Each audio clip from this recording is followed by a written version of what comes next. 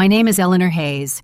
I'm 67 years old, and I watched my husband's casket descend into the earth on a gray November morning, while rain drummed against black umbrellas and grief hung thick as fog around the gathered mourners. The minister's voice droned on about dust and ashes, about eternal rest and blessed memory, but I barely heard him. My phone had just vibrated in my coat pocket. A text message. From my husband.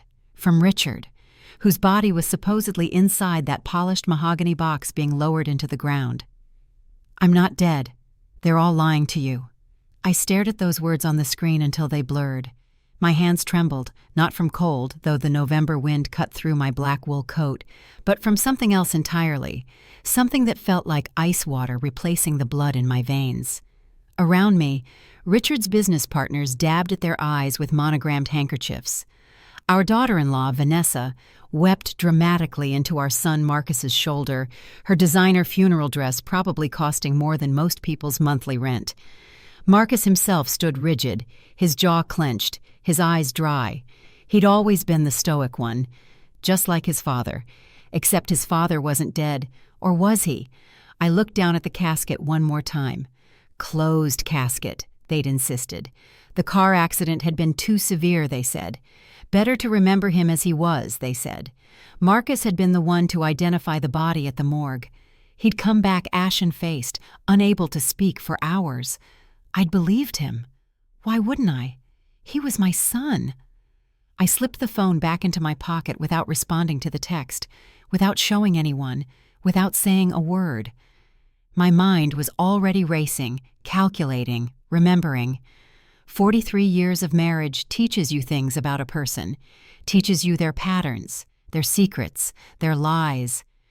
Richard had always been a complicated man, brilliant in business, strategic in everything, emotionally distant in ways that had carved hollow spaces in our marriage. I'd learned to navigate around like furniture in a dark room. But this was something else entirely.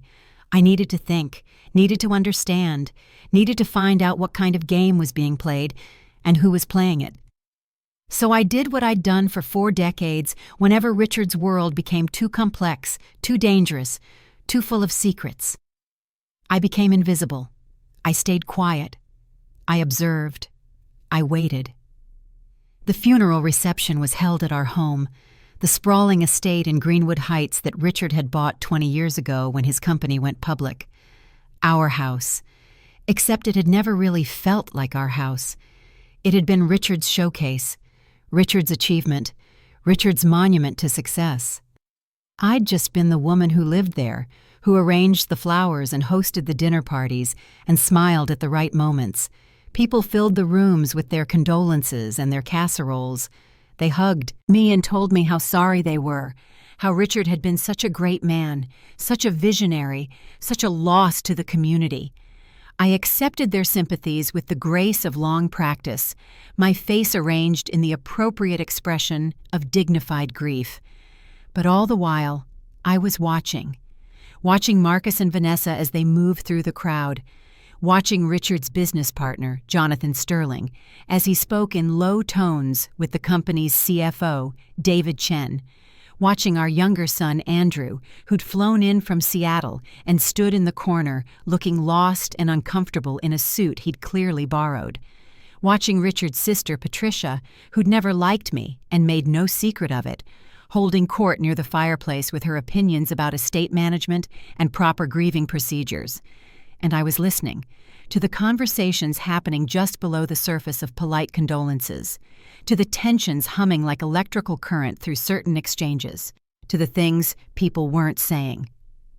Of course, the company transition should be smooth, Jonathan was saying to a cluster of business associates. Richard had everything planned out. Marcus has been groomed for leadership for years. Marcus. Always Marcus. Never Andrew, who'd chosen environmental science over business, who'd disappointed Richard by refusing to join Hayes Industries, who'd moved across the country to get away from his father's expectations. Andrew, my gentle son, who looked like he wanted to disappear into the wallpaper. I moved through my own house like a ghost, refilling coffee cups I didn't care about, accepting hugs from people whose names I'd forgotten, playing the role of grieving widow while my mind worked through the implications of that impossible text message. 3 possibilities existed. 1. Someone was playing a cruel joke. 2. Richard had staged his own death. 3. I was losing my mind, and the text was a grief-induced hallucination. I'd spent 43 years married to Richard Hayes. I knew exactly which possibility was most likely. By 7 o'clock, the last mourners had finally left. Marcus and Vanessa stayed behind, moving through the rooms with the proprietary air of people already mentally redecorating. Vanessa had been pushing for us to sell the estate for years, to move Richard and me into something more manageable, which meant something that would free up the property for them to develop. She worked in real estate. Everything was an opportunity to her. "Mother Eleanor," Vanessa said, her voice dripping with synthetic sympathy as she found me in the kitchen. She'd never called me Mom, always this formal, distancing Mother Eleanor. "You should rest. This has been such an exhausting day. Marcus and I can handle cleaning up." "I'm fine, dear," I said, drawing a crystal glass that probably cost more than my first car. "Keeping busy helps." "Still," she placed a manicured hand on my arm. Her nails were perfect, burgundy red, professionally done. She'd gone to the salon 2 days after Richard's death. I'd noticed. "You've been through so much, and there's so much to handle in the coming weeks. The estate, the will, the company transition. Marcus and I want to help you through all of it." The estate, the will, the company, not your grief, your loss, your pain, the valuable things, the transferable assets. "That's very thoughtful," I said, setting down the glass. "Though I imagine much of it is already arranged. Richard was always meticulous about planning." Something flickered in Vanessa's eyes. "Of course, yes. Still, there are always complications, details. We'll need to schedule a meeting with the lawyers, review everything. Make sure you're taken care of." "Make sure you're taken care of," she said. But I heard, "Make sure we know what we're getting." Marcus appeared in the doorway. "Mom, you should really go rest. We'll finish here and lock up." My son, tall like his father, with the same sharp jawline, the same calculating eyes. When had he become so much like Richard? Or had he always been this way, and I'd simply been too busy playing my assigned role to notice? "Actually, I think I'll go to your father's office for a bit," I said. "There are some papers I should look through, personal things." "Tonight?" Marcus frowned. "Can't it wait?" "I'd rather not wait," I said quietly. "I need to feel close to him." It was the perfect thing to say. The grieving widow seeking solace among her dead husband's belongings. Vanessa's expression softened into something resembling sympathy, or at least a decent imitation of it. Marcus hesitated, then nodded. "Of course. Take your time. We'll be here if you need anything." I climbed the stairs to the second floor, to Richard's private office at the end of the hall. He'd always kept it locked when he wasn't there, but I'd known where he hid the spare key for 20 years, inside a hollowed-out book on the shelf outside the door, The Art of War by Sun Tzu. Richard had thought that was terribly clever. The office was exactly as he'd left it. Dark wood furniture, leather chairs, walls lined with books he'd bought for their impressive spines rather than their content.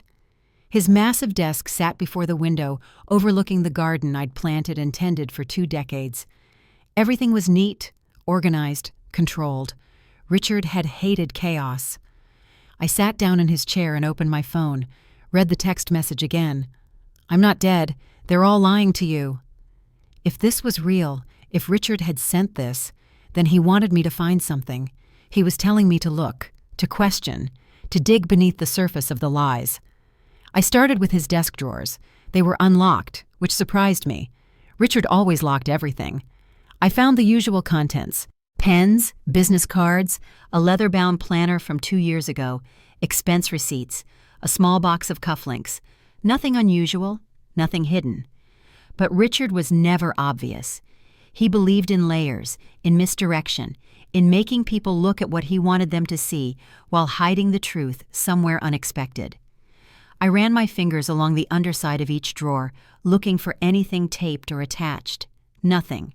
I checked the backs of the picture frames on his desk, photos of Marcus's college graduation, of Andrew as a child, of our wedding day when we'd both been young enough to believe in promises. Nothing hidden behind the photographs. The computer was password protected, but I knew Richard's passwords. He'd used variations of the same pattern for everything: capital letter, lowercase letters, numbers representing dates, special character. I tried the most obvious one first. Hayes, 1957. His company name and the year he was born. The screen unlocked. I navigated to his documents folder, his email, his browsing history. Everything looked normal. Business correspondence, financial reports, news articles about industry trends. I searched for anything about the accident, about insurance, about death certificates. Found nothing that seemed relevant. I was about to give up when I noticed something odd. The computer showed it had been accessed 2 days ago. 2 days after Richard's supposed death. According to Marcus, according to everyone, Richard had died instantly in the car crash 5 days ago. So who had been using his computer 3 days later? My heart began to beat faster. I checked the recent files, found a document created 2 days ago, titled simply E.H., my initials, Eleanor Hayes. I opened it. Inside was a single line of text. The safe, our anniversary. I stared at the words for a long moment, my mind translating the message. The safe. Richard had a safe in this office, hidden behind the bookshelf on the east wall. I'd known about it for years, though he'd never told me the combination. Our anniversary. June 14th, 0614. I moved to the bookshelf and pressed the hidden latch Richard thought I didn't know about. The shelf swung open, revealing the wall safe behind it. I entered the combination, 06 to 14, 1980. June 14th, 1980. Our wedding day. The safe clicked open. Inside I found a stack of documents, bank statements, legal papers, and a letter, handwritten, with my name on the envelope in Richard's distinctive angular script. I took everything back to the desk, my hands shaking now, and opened the envelope first. Eleanor, if you're reading this, then I'm either dead or I've had to disappear. Either way, you need to know the truth. I should have told you years ago. I should have protected you. But I thought I could handle it alone, and I was wrong. Marcus is not who you think he is. He hasn't been our son for a long time. 2 years ago, I discovered he'd been embezzling from the company, sophisticated, nearly untraceable, but there. When I confronted him, he didn't deny it. He threatened me, said if I exposed him, he'd make sure I lost everything. The company, my reputation, my freedom. He'd been planting false evidence for months, preparing for the confrontation, making it look like I was the one stealing, like I was running illegal offshore accounts. I didn't believe he'd go further than blackmail. I thought I could outmaneuver him, find proof of his crimes, turn the tables. I was wrong about that, too. 3 weeks ago, Marcus came to me with an ultimatum. Step down as CEO, hand him control, sign over majority ownership, or he'd go to the authorities with his fabricated evidence. He'd recruited Jonathan Sterling, my own business partner, to back up his claims. David Chen from accounting, too. They'd been planning this for over a year. I told him no. Told him I'd rather go to prison than hand him my life's work. That's when he told me prison wasn't what he had in mind.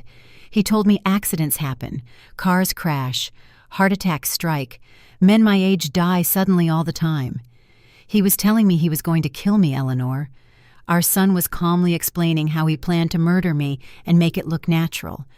I realized then that I'd failed as a father, failed as a husband, failed to see the monster I'd helped create by putting ambition above everything, by teaching him that winning was all that mattered, that people were just pieces on a board to be moved and sacrificed. I don't know if I can stop him. If you're reading this because I'm actually dead, then I failed at that too, but I've done what I can to protect you. The documents in this safe are copies of everything, proof of his embezzlement, recordings of his threats, evidence of the conspiracy, enough to destroy him if you choose to use it. The offshore account statements show Marcus has already stolen over $30 million. The real estate documents show he and Vanessa have been planning to sell this house for development, split the profits. The legal papers show they were trying to have you declared mentally incompetent, planning to have you institutionalized so they could control your assets. You were never just my wife, Eleanor. You were always smarter than I gave you credit for, stronger than I acknowledged, patient in ways I never learned to be. I'm sorry I made you invisible for so many years. Sorry I didn't see you clearly until it was too late. If I've disappeared instead of died, I'll try to contact you when it's safe. If I'm dead, then use this information however you see fit. You owe Marcus nothing. You owe me nothing. You owe yourself the truth and the freedom to choose what happens next. I loved you, Eleanor. Not well, perhaps.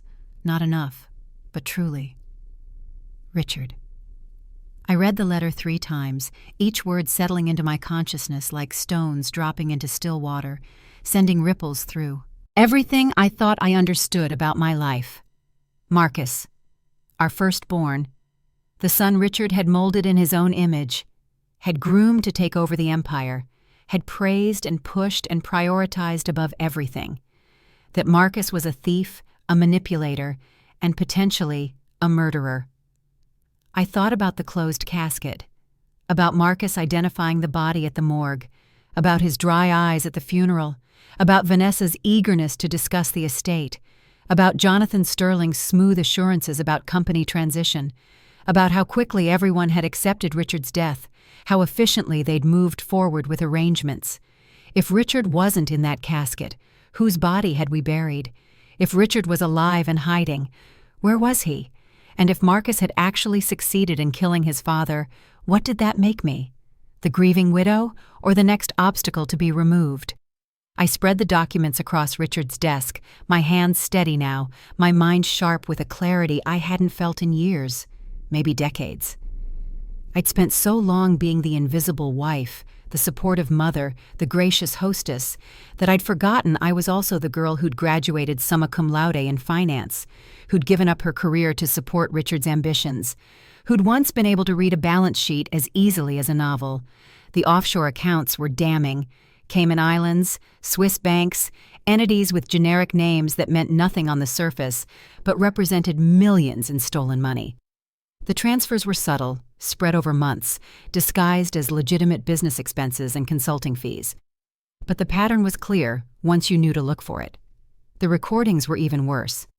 I found a small digital recorder among the papers, with dates labeled on tiny pieces of tape. I pressed play on the most recent one. Marcus's voice, unmistakable. "You can't win this, Dad. I've been 3 steps ahead of you for 2 years. Every move you make, I've already planned for. You taught me that. Always control the board before the game begins." Richard's voice strained. "You'd destroy the company we built? Everything I created? You created, not we. You never saw me as a partner, only as an extension of yourself, a tool, a successor to carry your legacy." Bitterness dripped from Marcus's words. "Well, I'm taking the company, and I'm doing it my way, with or without your cooperation. You're talking about fraud, about theft. I'm talking about claiming what should have been mine years ago. You should have retired, should have stepped aside gracefully. But you're too arrogant, too controlling. So now we do this the hard way. I'll expose you." Marcus laughed. It was not a kind sound. "With what evidence? I've made sure everything points to you. Your signatures, your accounts, your authorization codes. If you try to expose me, you'll only destroy yourself. And Mother too, probably. Collateral damage. Though honestly, she's so checked out she probably wouldn't even notice the scandal.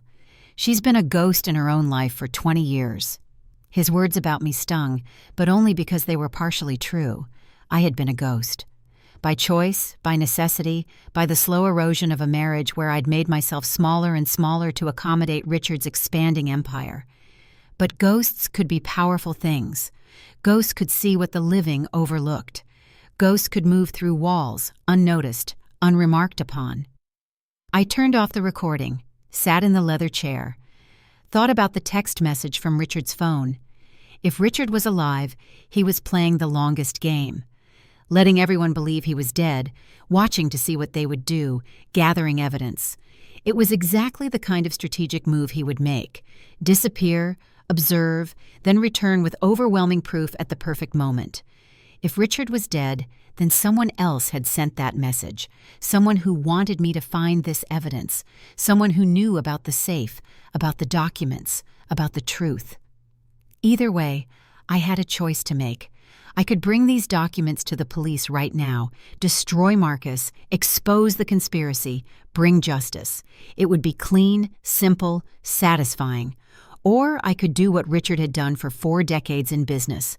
Play the longer game, let Marcus believe he'd won, watch what he did next, gather more evidence, wait for the perfect moment to strike.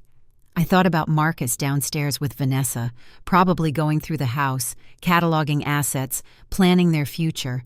I thought about Andrew in Seattle, innocent and uninvolved. I thought about 43 years of marriage, of invisibility, of quiet observation while Richard played his empire games.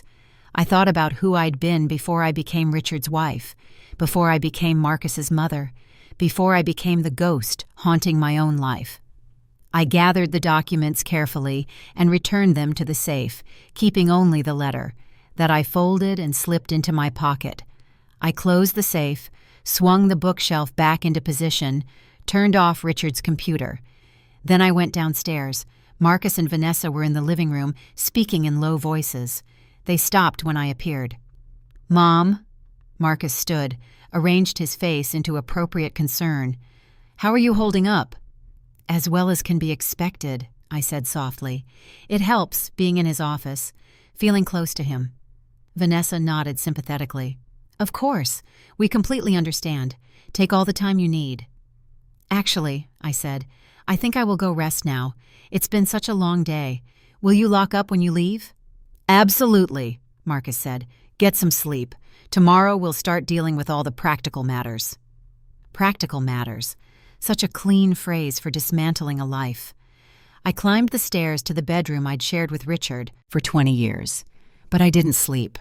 I sat by the window, looking out at the garden I'd planted, thinking about seeds and seasons, and things that grew slowly in darkness before breaking into light. My phone buzzed. Another text from Richard's number. "Did you find it?" I stared at the message for a long moment. Then I typed a reply. "Yes." 3 dots appeared, indicating someone was typing. Then, "Don't trust anyone, not even Andrew. Wait for my signal." "Are you alive?" I typed. The 3 dots appeared and disappeared. Appeared and disappeared. Finally, "In the ways that matter, I'm not sure I ever was. But I'm somewhere safe. Trust yourself, Eleanor. You're stronger than any of us gave you credit for." I wanted to ask where he was. Wanted to ask about the body in the casket, about the accident, about his plans. But the 3 dots had stopped. The conversation was over. I sat in the dark, holding the phone, thinking about strength and invisibility, and the difference between being underestimated and being powerless. They thought I was just the grieving widow, the confused old woman who needed guidance, needed management, needed their help to navigate the complicated world of estates and wills and business transitions. They had no idea who they were dealing with.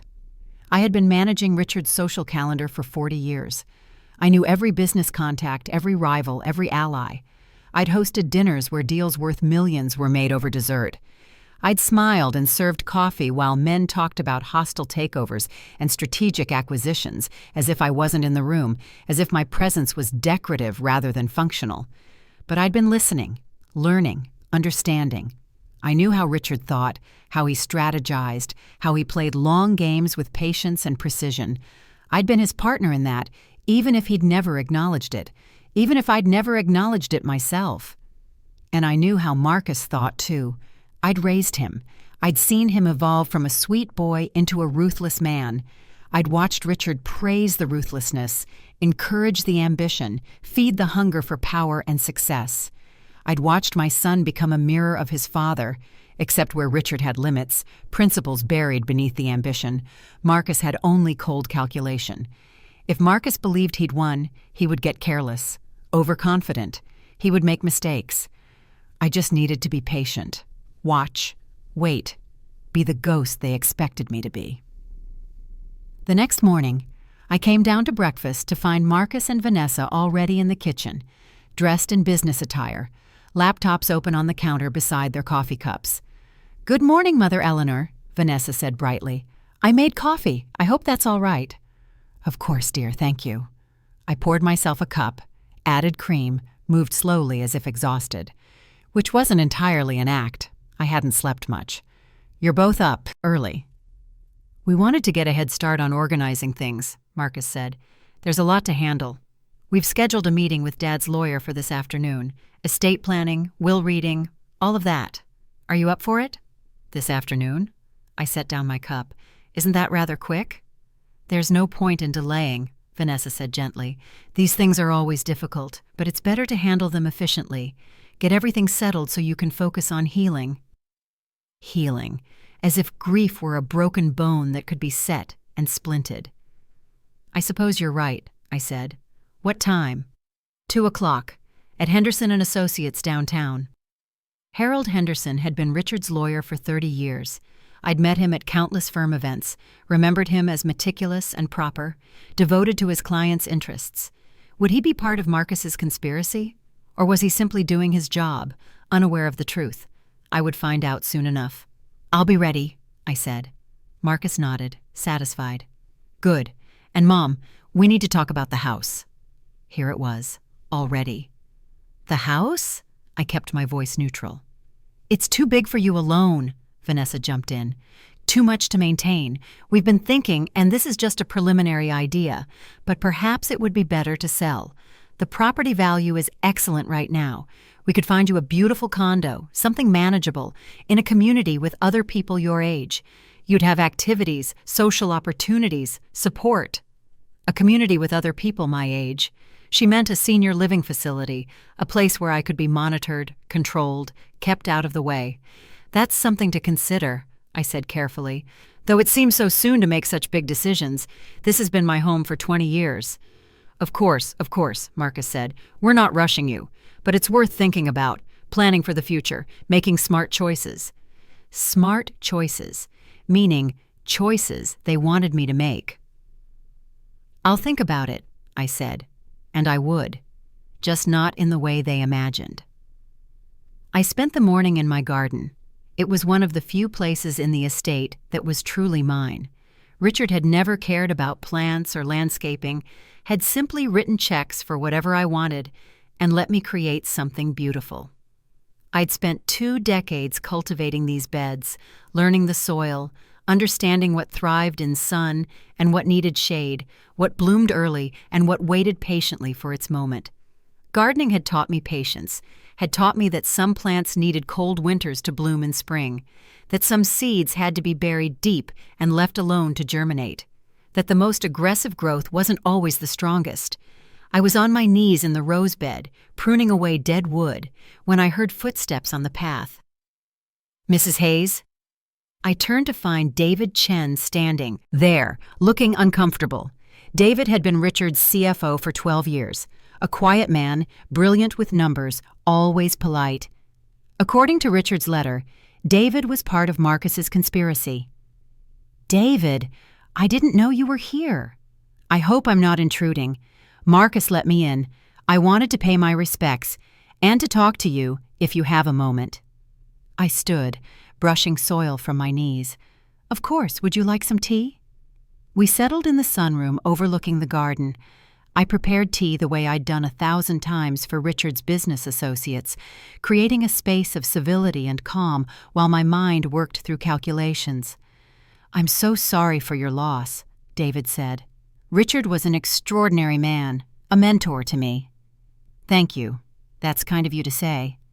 He stirred his tea, not meeting my eyes. "I know this is a difficult time, but I wanted to talk to you about the company, about the transition." Marcus mentioned he would be taking over as CEO. "Yes, that's been the succession plan for some time, but there are complexities, financial matters that need to be resolved. I wanted you to understand the situation clearly. I'm listening. David took a breath. There are some irregularities in the company accounts, issues that Richard was apparently dealing with before his death. Offshore transactions, unauthorized transfers. I only recently discovered them. I didn't want to burden you with this during the funeral, but you'll need to know before the estate is settled. Irregularities, unauthorized transfers. He was laying the groundwork for Richard's supposed crimes, building the false narrative that would protect Marcus. That's very concerning, I said softly. Do you think Richard was doing something illegal? David hesitated. I don't know what to think. The evidence is complicated, but there may be questions, investigations. It could affect the estate, your assets. I wanted to warn you. I appreciate that, David. You've always been thoughtful. He looked relieved that I was taking it so calmly. Expected, probably. The naive widow, confused by complicated financial matters, dependent on the smart men to explain things. Marcus and I are working to contain the situation, David continued, to protect the company and your interests, but it may require some cooperation from you, signing certain documents, authorizing Marcus to handle the financial investigation, that sort of thing. I see. I sipped my tea. And these documents, they would give Marcus control over the accounts, the company? Control might be a strong word, but yes, essentially. He would have the authority to act on behalf of the estate in financial matters. Meaning, Marcus wanted me to legally hand him everything, to sign away any claim to the company, the money, the truth. I'll need to discuss this with Harold. Henderson, I said, my lawyer. Something flickered in David's expression. Annoyance? Concern? Of course, but I wanted you to hear it from someone you trust first, before the lawyers start using complicated language and making things confusing. Before the lawyers start protecting my interests, he meant. That's very thoughtful, David. I refilled his tea. Tell me, were you aware of these financial irregularities while Richard was alive? No, he said quickly, too quickly. I only discovered them after the accident, when I started going through the records. A lie. According to Richard's documents, David had been part of the embezzlement scheme for over a year, had helped Marcus hide the transfers, create the false paper trail. I'm grateful you're being so diligent, I said. Richard would have appreciated your loyalty to the company. David relaxed slightly.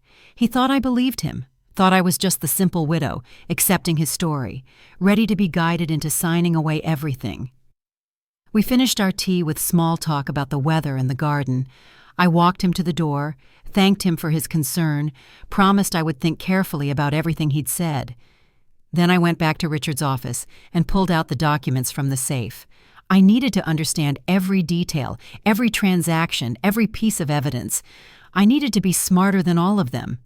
I'd spent 40 years being underestimated. It was time to make that work for me. The meeting at Henderson & Associates was scheduled for 2 o'clock. I dressed carefully. A simple black dress, pearls, minimal makeup. The picture of a grieving widow. I arrived at the law office to find Marcus and Vanessa already in the conference room, along with Harold Henderson and a younger associate named Rachel Kim. Harold stood when I entered, his expression genuinely sympathetic. He'd known Richard for 3 decades. If he was part of the conspiracy, he hid it well. Eleanor, I'm so deeply sorry for your loss. Richard was a good friend, as well as a client. Thank you, Harold. I appreciate you handling this so quickly. Of course. Please sit. Can I get you anything? Water? Coffee? I settled into the leather chair, smoothed my dress. Water would be lovely, thank you. Marcus sat across from me, Vanessa beside him. They looked confident, prepared. They thought this would be a formality, a simple reading of the will, a transfer of power, an easy victory. Harold opened a leather portfolio and pulled out several documents. As you know, Richard was very thorough in his estate planning. Everything is clearly outlined. The primary assets are the family home, Richard's company shares, and various investment accounts totaling approximately $85 million. I kept my expression neutral, though the number surprised me. I'd known Richard was wealthy, but I hadn't known the exact amount, $85 million, a fortune that Marcus and Vanessa were waiting to inherit. "The will is straightforward," Harold continued. "Richard has left the house and $10 million to you, Eleanor, ensuring you're comfortable for the rest of your life.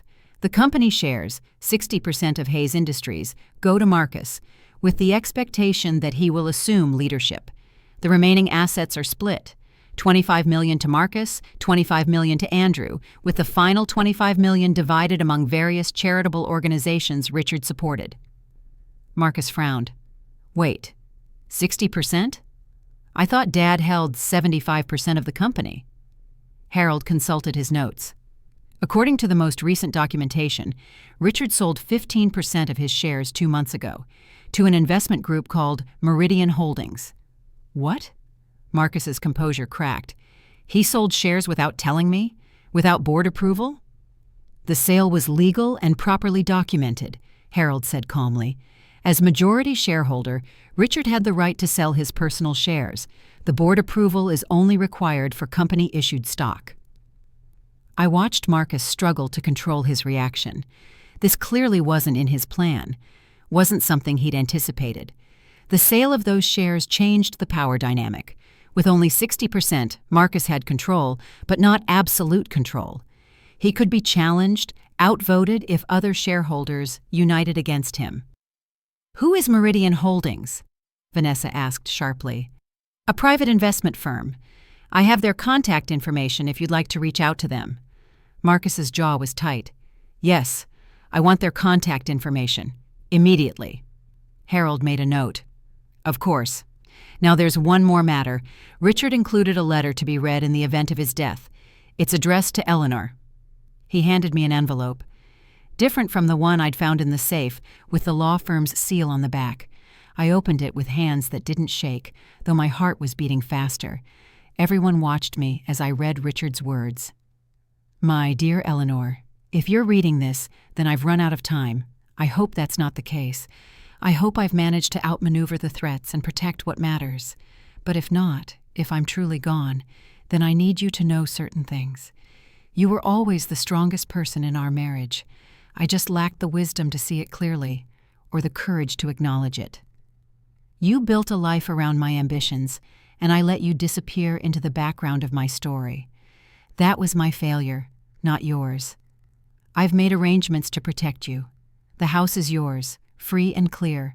The money I've left you is secure, untouchable by anyone else. You have the freedom to do whatever you wish with the rest of your life. As for the company, I know Marcus will take control. I hope he proves himself worthy of it. But I've also built in safeguards.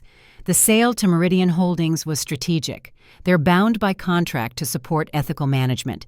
If the company is mismanaged or used for illegal purposes, they have the right to force a sale of all shares. It's my insurance policy. Trust your instincts, Eleanor. You know our sons better than anyone. You know what's right. With love and regret, Richard. I folded the letter carefully and placed it in my purse. Marcus was watching me, trying to gauge my reaction. "Personal matters," I said quietly, "between Richard and me." Harold cleared his throat. "There are documents to sign: transfer of assets, acknowledgement of the will, authorization for the estate executor, that would be me, to handle the legal and financial details. Shall we go through them?" For the next hour, I signed papers while Harold explained each one: transfer of the house to my name, access to the $10 million trust fund, legal acknowledgments. Some of the documents gave Marcus control of the company shares. Others authorized Harold to investigate Richard's financial affairs and resolve any outstanding business.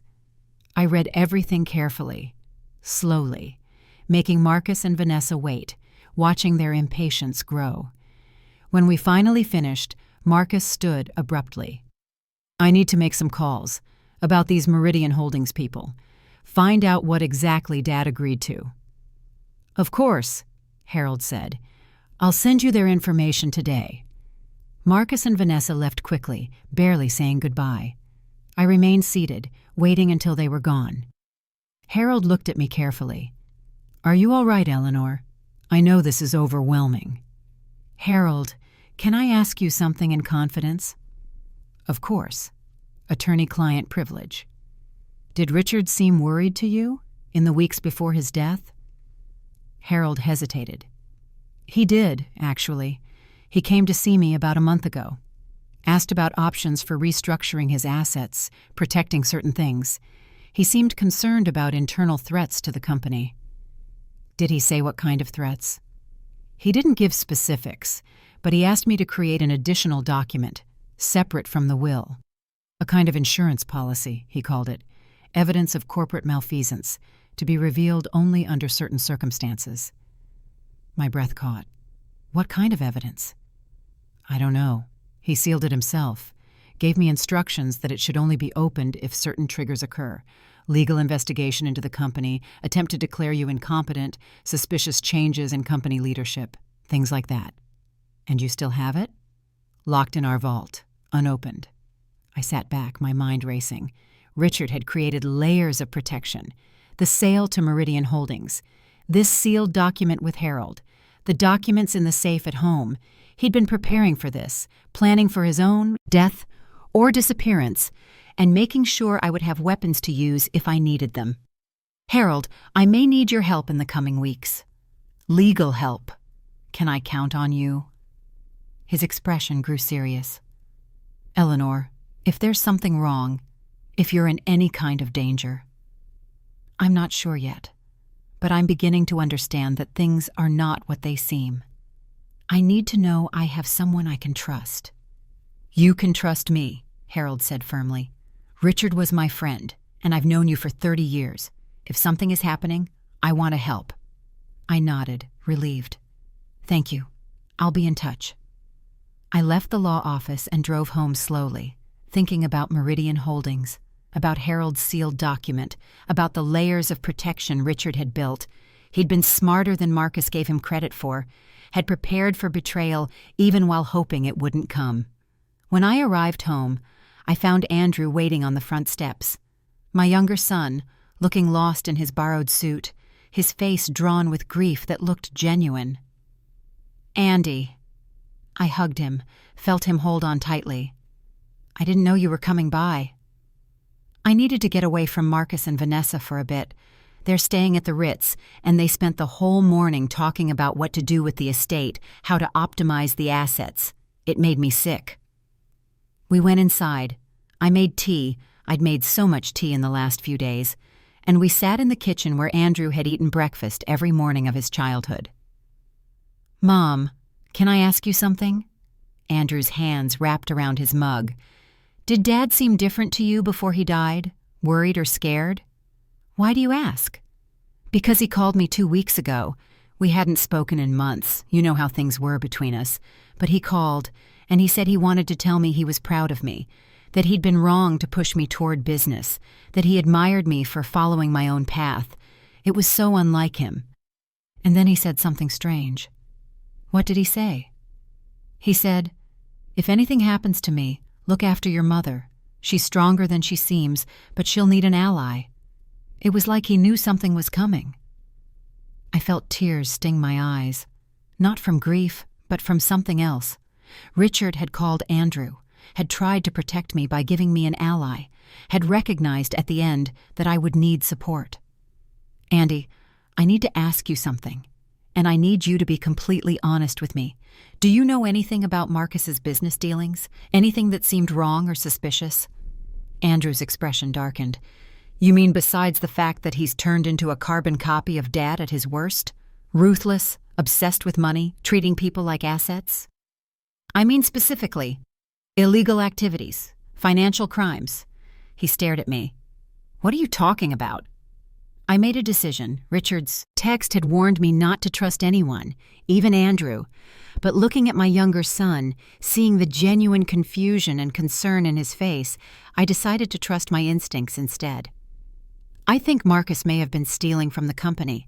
I think he may have threatened your father, and I think the car accident might not have been an accident. Andrew's face went white. You think Marcus killed Dad? I don't know for certain, but I think it's possible. He stood, paced to the window, his hands shaking. Jesus, I knew Marcus was ambitious, but murder? Our own father? Like I said, I don't know for certain, but there are things that don't add up, and I need to find out the truth. Andrew turned to face me, and I saw something shift in his expression. A hardening, a determination. What do you need me to do? I need you to be my eyes and ears. Marcus and Vanessa trust you, or at least they don't see you as a threat.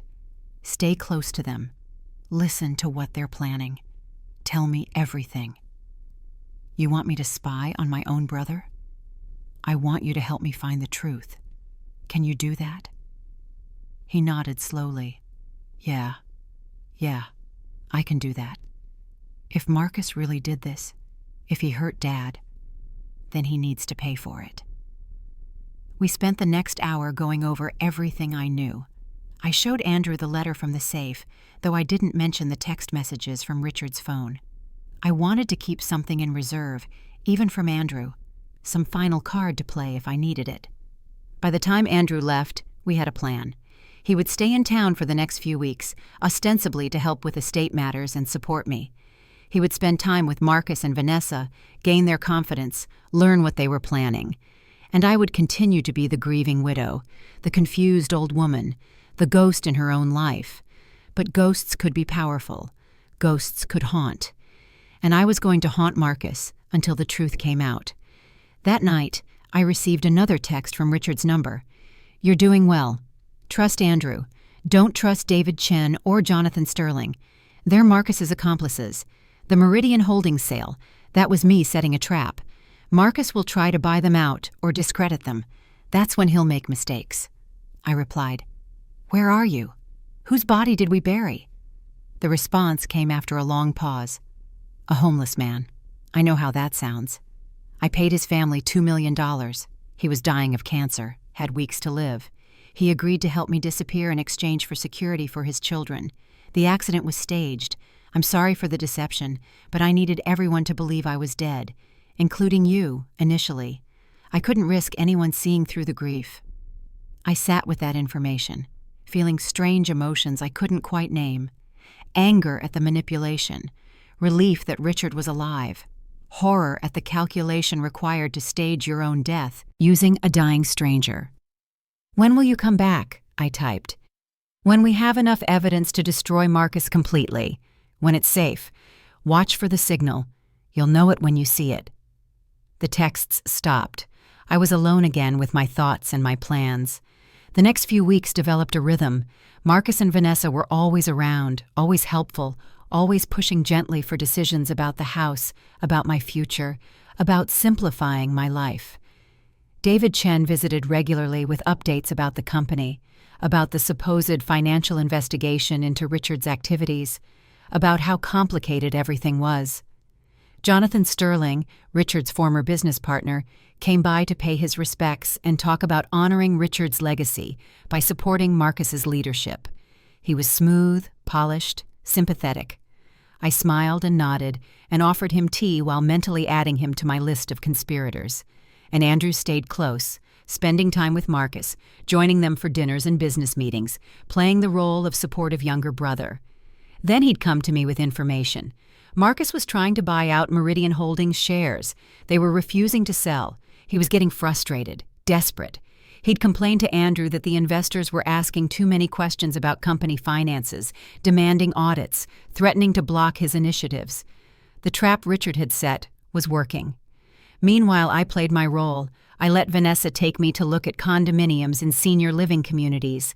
I nodded thoughtfully at the amenities, the group activities, the meal plans, the emergency call buttons in every room. I asked questions about visiting hours and guest policies. Vanessa thought she was making progress, thought I was seriously considering moving, downsizing, simplifying. What I was actually doing was learning the layout of every facility, understanding the regulations, recognizing how easy it would be to isolate someone in such a place. How simple to cut them off from the outside world, to control their information, to keep them compliant and quiet.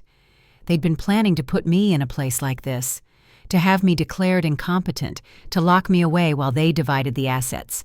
I smiled at the tour guide and asked about the gardens, mentioned how much I enjoyed gardening. Let Vanessa believe I was warming to the idea. At night, I studied the documents from Richard's safe, memorized account numbers, transfer dates, amounts. I needed to understand every detail of Marcus's crimes so thoroughly that I could explain them to anyone. Lawyers, investigators, journalists if necessary. I also began my own investigation, quietly, carefully. I contacted an old friend from college, Linda Morrison, who'd become a forensic accountant. We'd lost touch over the years, but when I called her, she remembered me immediately. "Eleanor Hayes, my God, I heard about Richard. I'm so sorry." "Thank you, Linda. I need your help with something confidential." "Of course, what's going on?" I explained that I'd found irregularities in the company accounts, that I was concerned about what Richard might have been involved in, that I needed someone I could trust to help me understand the financial documents. I didn't mention Marcus, didn't reveal my suspicions, just played the worried widow trying to understand her late husband's business. Linda agreed to help. I sent her copies of the offshore account statements, the transfer records, all of it. 2 weeks later, she called me back. "Eleanor, this is sophisticated embezzlement. Whoever did this knew what they were doing. The money was moved in small increments, disguised as legitimate expenses, routed through multiple jurisdictions. But the pattern is clear once you map it out. Someone stole over $30 million from Hayes Industries over 18 months. Could it have been Richard? The signatures are his, the authorization codes are his, but—" She paused. "There's something off about it. The pattern doesn't match typical executive embezzlement. It's too careful, too slow. Most executives who steal do it fast. They know they have a window before they're caught. This feels different, more like someone setting up a frame." "What would you need to prove that?" "Access to Richard's computer, his phone records, his physical calendar. If someone else was making these transactions using his credentials, there would be evidence. Times when transfers were made while Richard was somewhere else, had alibis. Digital forensics could probably prove whether Richard actually made these transactions or if someone else used his identity." "Could you do that analysis? If I got you access to everything?" "I could. But Eleanor, if this is what I think it is, if someone framed Richard, that person is dangerous. This isn't just white-collar crime. This is calculated, long-term fraud. You need to be careful." "I will be. Thank you, Linda." I had the evidence. I had expert analysis. I had Richard's recordings and documents. I had Harold Henderson's sealed envelope with additional proof. What I needed now was the right moment, the perfect time to reveal everything. Richard had taught me that patience was power, that the player who controlled timing controlled the game. So I waited. The moment came 6 weeks after the funeral. Marcus called a family meeting at the house. He said it was important, that we all needed to be there. Andrew, me, Vanessa, even Patricia, Richard's sister. David Chen and Jonathan Sterling would be there too, representing the company's interests. I knew what this was. This was Marcus making his final move, taking complete control. I dressed carefully that morning. Not the black of mourning anymore, but a navy blue suit. Professional, put together. I did my hair and makeup with more care than I had in weeks. I wanted to look competent, strong, clear-minded. When I came downstairs, I found them all gathered in the dining room. Marcus at the head of the table, Richard's seat, Vanessa beside him, David and Jonathan across from them, Patricia near the window, looking imperious as always, and Andrew at the far end, catching my eye with a subtle nod. "Mom, please sit." Marcus gestured to the chair beside him. A power play, positioning me as his subordinate. I sat, folded my hands, waited. "Thank you all for coming," Marcus began. "I know the last few weeks have been difficult. We've all been grieving, adjusting, trying to move forward. But it's time to make some decisions about the future." He pulled out a folder. Documents. I could see the legal letterhead from here. "The company is facing challenges. The financial investigation into Dad's activities has revealed serious problems. We need to take action to protect Hayes Industries, to distance the company from Dad's mistakes." Dad's mistakes. Not crimes, not alleged crimes. Mistakes. already controlling the narrative. "What kind of action?" I asked quietly. "Restructuring, new leadership protocols, and unfortunately, we need to address the ownership structure. The Meridian Holdings investors have been difficult. They're demanding changes we can't accommodate, so we need to buy them out, consolidate control." "That would be expensive," I observed. "It would, which is why we need access to estate funds. Specifically, Mom, we need you to authorize the use of your inheritance to purchase the Meridian shares." There it was, the real purpose of this meeting. They wanted me to give them my $10 million to buy out the investors who were asking too many questions. "That's my security," I said. "The money Richard left me." "And we'll protect it," Vanessa jumped in. "It would be an investment. You'd have equity in the company. You'd make money as the company grows. Or I could lose everything if the company fails." Marcus's expression hardened slightly. "The company won't fail. Not if we make smart decisions now. But we need your cooperation, Mom. We need the family to stand together." "I'll need to think about it," I said. "Discuss it with Harold Henderson." "There's no time for that," Jonathan Sterling said. "The Meridian investors have given us a deadline. We need to act this week." I looked around the table, at these people who thought I was a pawn to be moved, a resource to be extracted, an obstacle to be managed. "I'm sorry," I said calmly, "but I won't authorize the use of my inheritance without proper legal consultation. That's my final answer." Marcus's jaw tightened. "Mom, please be reasonable." "I am being reasonable. I'm being careful with the security Richard provided for me. Surely you can understand that." The room went silent, tense. I could feel the anger radiating from Marcus, the frustration from the others. Patricia finally spoke. "Eleanor, dear, I know you're not accustomed to making these kinds of decisions on your own. Perhaps it would be best to trust the people who understand business. Marcus has been groomed for this his whole life." "I understand that, Patricia. But Richard left me that money for a reason. He wanted me to be secure, and I intend to honor that." More silence. Then Marcus stood abruptly. "Fine. We'll find another way. Family meeting adjourned." They filed out, Marcus and Vanessa leaving quickly, David and Jonathan exchanging glances. Patricia gave me a disapproving look before departing. Only Andrew remained.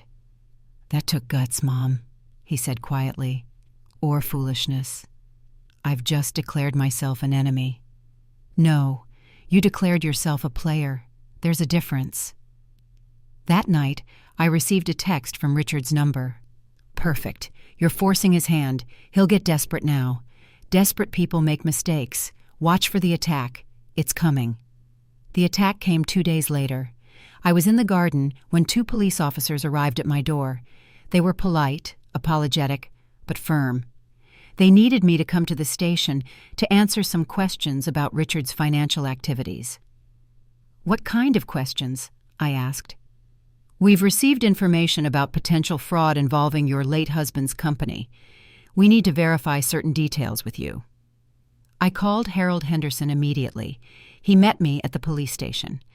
The questioning was professional but pointed.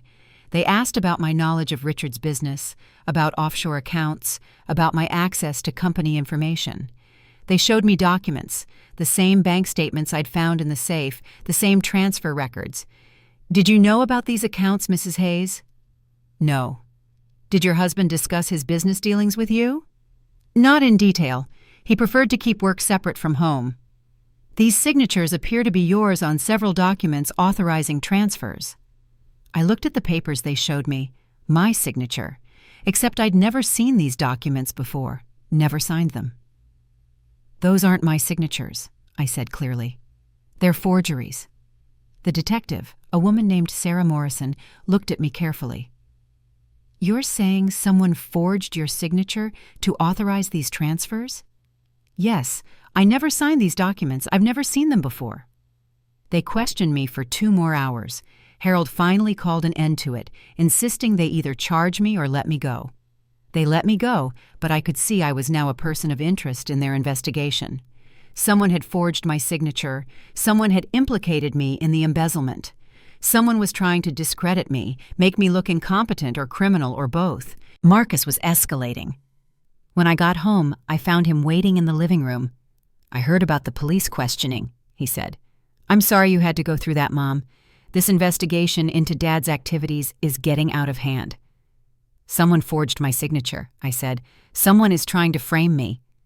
"I know. It's terrible, which is why I think we need to take action to protect you." Here it came. "What kind of action?" "Legal protection. I've been talking to some medical professionals, and they agree that the stress of Dad's death, combined with these accusations, could be affecting your judgment. They recommend evaluation, maybe some time in a care facility where you can rest, recover, get the support you need." I stared at him. My son, my firstborn, looking at me with false concern while trying to have me declared incompetent and locked away. "I don't need a care facility, Marcus. I need the truth." "Mom, you're not thinking clearly.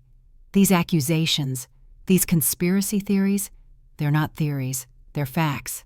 And I think you know that." His expression changed, hardened. The mask of concern dropped away, revealing something colder beneath.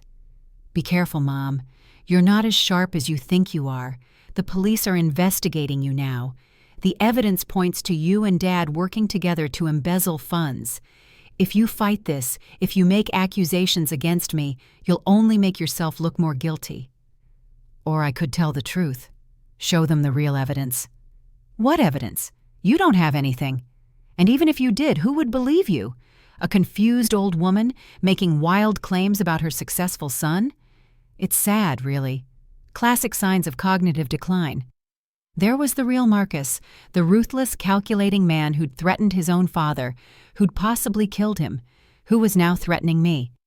"I want you to leave my house," I said quietly. "Your house?" He laughed. "For now, maybe, but that's temporary. You won't be able to maintain it much longer. And when you can't, when you're in a facility getting the care you need, the house will be sold. The money will be managed appropriately. Everything will be handled. Get out." He stood, adjusted his suit jacket. "Think about what I said, Mom. The easy way or the hard way. Your choice." After he left, I sat in the silent house, my hands shaking with rage. Not fear, rage. He'd threatened me in my own home, had told me explicitly that he would have me declared incompetent, would lock me away, would take everything. I picked up my phone and called Andrew. "I need you to come over, now, and bring a witness, someone you trust completely." He arrived 30 minutes later with his girlfriend Lisa, a law professor from Seattle. I sat them down and told them everything, showed them the documents from the safe, Richard's letter, the evidence of Marcus's embezzlement. I told them about the police questioning, about Marcus's threats. "We need to record this," Lisa said immediately. "You need to document everything that's happening, build a legal case." "I need more than a legal case," I said. "I need to expose Marcus publicly, completely, so thoroughly that he can never recover." "How?" Andrew asked. I smiled. For the first time in weeks, I felt like myself again. Not the ghost, not the invisible wife, the woman I'd been before I'd disappeared into Richard's shadow. By beating him at his own game, by being smarter, more patient, more strategic, by giving him enough rope to hang himself. Over the next 2 weeks, I became very busy. I worked with Linda Morrison to compile a complete financial analysis of the embezzlement with timeline, evidence, expert testimony. I worked with Harold Henderson to access the sealed document Richard had left. It contained recordings of Marcus's threats, additional proof of the conspiracy, evidence of the forged signatures. I contacted Meridian Holdings directly and spoke to their managing partner, a woman named Catherine Rodriguez. I explained that I was Richard's widow, that I had information about fraud at Hayes Industries, that I wanted to work with them to expose the truth. Catherine was very interested. As it turned out, Meridian Holdings was one of Richard's creations, a company he'd built specifically to create oversight of Marcus's activities after his death. Catherine had been Richard's attorney years ago. She'd agreed to help him set this trap. "Your husband was very thorough," Catherine told me. "He anticipated almost every move Marcus might make. The only thing he couldn't plan for was whether you would fight back or accept the situation. He knew I would fight, I said. He just didn't know I would win. The final piece came from an unexpected source. Detective Sarah Morrison called me 3 weeks after the initial questioning. "Mrs. Hayes, I need to speak with you off the record." We met at a coffee shop far from my neighborhood. She ordered black coffee and got straight to the point. "I've been investigating the Hayes Industries case, and the more I dig, the more things don't add up. The forged signatures are obvious once you look closely. The timeline of transfers doesn't match Richard's whereabouts, and several witnesses have come forward saying Marcus Hayes was pressuring them to provide false testimony against his father." "What are you saying?" "I'm saying I think Marcus Hayes orchestrated this entire thing. The embezzlement, the frame-up, possibly even the car accident that killed his father. But proving it is difficult. He's been very careful." "I can help with that," I said. And I told her everything. By the time I finished, Detective Morrison was taking notes furiously. "This is enough to build a case, a strong case. But I need you to be prepared. This is going to be very public, very ugly. Your son will fight back." "Let him fight," I said. "I'm done being quiet." The press conference was held on a cold morning in late January, 3 months after Richard's supposed death. Detective Morrison stood at the podium, flanked by the district attorney, Harold Henderson, and Catherine Rodriguez from Meridian Holdings. I sat in the front row, Andrew beside me. The detective laid out the case methodically: the embezzlement scheme, the forged signatures, the conspiracy involving Marcus Hayes, David Chen, and Jonathan Sterling, the evidence of fraud, of witness intimidation, of potential involvement in Richard Hayes' death. The media erupted with questions, cameras flashed, reporters shouted, and then the district attorney announced that warrants had been issued for the arrest of Marcus Hayes, David Chen, and Jonathan Sterling on charges of fraud, embezzlement, conspiracy, and suspicion of murder. Marcus was arrested at the Hayes Industries office. The footage made every news channel, my son in handcuffs, being led out of the building he'd schemed to control, while employees watched and cameras recorded. Vanessa tried to flee to her parents' house in Connecticut. She was arrested at the train station. The trial took 8 months. Every detail of Marcus's crimes was exposed. The jury heard the recordings of his threats, saw the financial evidence, listened to Linda Morrison explain how the embezzlement worked, heard Catherine Rodriguez testify about Richard's strategic planning to catch his son. Andrew testified about the conversations he'd recorded between Marcus and his co-conspirators, about plans to have me declared incompetent, about casual discussions of what to do with Mom's money once they had control. And I testified, calmly, clearly, about 43 years of being invisible, about finding the evidence, about my son threatening me in my own home, about choosing to fight back. The jury deliberated for 6 hours, guilty on all counts. Marcus was sentenced to 35 years in federal prison. David Chen and Jonathan Sterling each got 20 years. Vanessa, who'd turned state's evidence, got 10 years probation and permanent disbarment from real estate licensing. Hayes Industries was restructured under new management. Catherine Rodriguez became CEO. The company survived, thrived even, once the corruption was removed. And Richard never came back. 6 months after the trial ended, I received a final text from his number. "You did it. You were magnificent. Everything I knew you could be. I'm sorry I can't come back. The man who died that day, I made sure his family was taken care of. But the questions would be too complicated now. Better for everyone if Richard Hayes stays dead. I'm living under a new name in a place where the sea is warm and the days are quiet. I'm finally learning what peace feels like. I hope you find your peace too. You've earned it. With love and pride, R." I sat in my garden, in my house, in my life, and read those words 3 times. Then I deleted the message, deleted the entire conversation history. Let Richard stay dead and buried in whatever new life he'd built. I had my own life to live now. Andrew moved back from Seattle.